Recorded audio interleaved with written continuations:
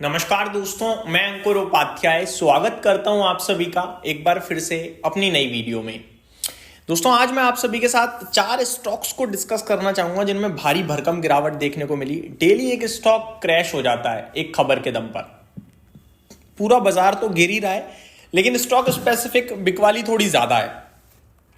Stock है दोस्तों Manappuram finance. Manappuram finance की बात करें तो आज 7.5% घटकर बंद हुआ है ये स्टॉक, और गिरकर तो ट्रेड कर रहा था बाजार के साथ, लेकिन ऐसी कोई डिप नहीं थी कि इतनी भयंकर सेलिंग हो। मैं आपको बताना चाहूंगा एग्जैक्टली 1.45 पे शेयर का भाव 306 रुपए का था। उसके बाद अगर आप नोटिस करें तो 2:15 पे 302 रुपए का था, और अगले 10 मिनट में शेयर की कहानी पलट गई पूरी। 302 रुपए से सीधे स्टॉक ने 2:25 पे 278 रुपए का लो लगाया। करीब 22 रुपए डायरेक्टली गिरा स्टॉक, 8% समथिंग का फॉल आया। और उसके पीछे क्या रीजन था वो मैं भी आपको बताऊंगा। फिर देखा जाए स्टॉक घटते घटते घटते इस स्टॉक ने 3:05 पे जो लो हिट कराए वो 305 का है, और फिर वापस से रिकवर कर गया और एट द एंड 293 के लेवल्स पे क्लोजिंग देता हुआ दिखाई है स्टॉक। अब सवाल उठता है अचानक ऐसा क्या हुआ था। 293 पे ऊपर गया जरूर था, लेकिन एडजस्ट होकर प्राइस नीचे आ गया। 286 पे बंद हुआ है, मैं ये भी बताना चाहूंगा। तो एडजस्टमेंट वाला प्राइस आपको 286 का दिखेगा। हुआ क्या दोस्तों, एक खबर आती है 2:20 पे एग्जैक्टली, जहां पे न्यूज थी Bain consider selling part of Tiger Capital in India to tackle issue with Manappuram deal. RBI raises concern over Bain Capital bid for controlling stake in Manappuram Finance. Reuters के हवाले से एक खबर थी। तो राउटर्स के हवाले से खबर आती है कि जो बेन कैपिटल मन्नापुरम फाइनेंस में एक कंट्रोलिंग स्टेक खरीदने जा रहा है, उसको लेकर आरबीआई ने चिंता जताई है। ये ऑफिशियली ना तो आरबीआई हैंडल से थी अपडेट, ना मन्नापुरम फाइनेंस ने दी थी, ये राउटर्स ने दी, और स्टॉक टैंक कर गया अचानक। कल भी ऐसा ही हुआ था जब राउटर्स के हवाले से एक खबर आती है कि चाइनीज फर्म्स को गवर्नमेंट जो कॉन्ट्रैक्ट्स हैं उनमें बिड करने की अनुमति दे सकती है वित्त मंत्रालय।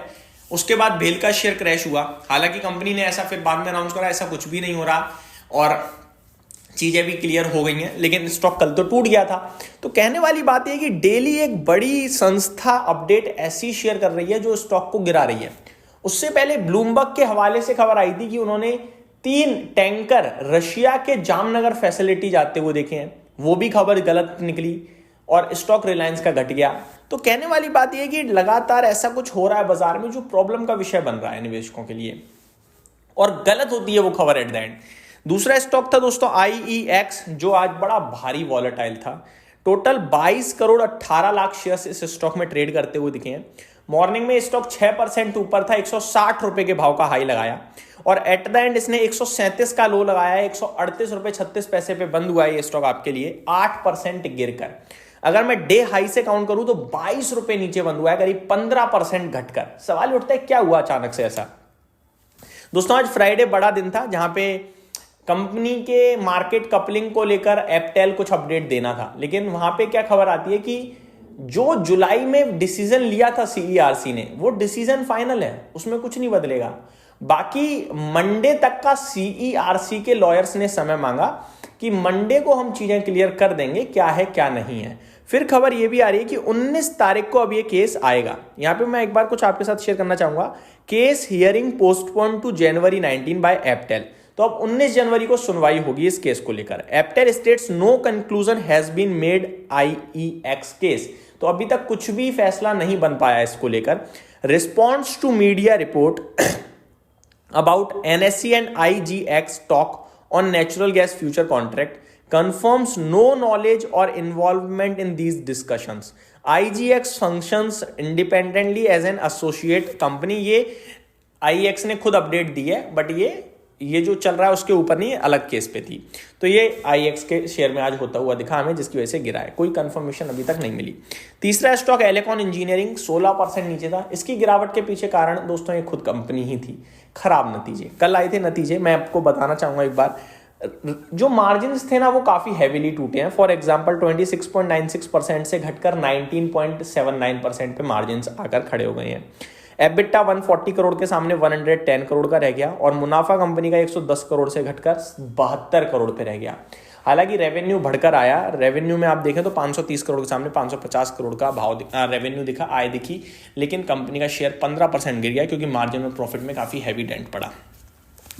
चौथा स्टॉक दोस्तों जिसमें आज आपको अच्छी खासी गिरावट देखने को मिली है वो है ट्रांसफॉर्मर्स एंड रेक्टिफायर्स। इसके तो नतीजे भी काफ़ी बेटर थे। मैं आपको बताना चाहूँगा दोस्तों, पहले ये स्टॉक कल गिरा, वही चाइनीज़ गवर्नमेंट की फर्म्स कॉन्ट्रैक्ट जीत सकते हैं इसलिए, कल 326 रुपये से 291 पे बंद हुआ और आज 291 से 274 का हो गया है, जिसमें इस कंपनी के नंबर्स मैं आपको बताता हूँ बहुत कमाल के हैं। कल देखिए सुनिए क्या नंबर्स हैं।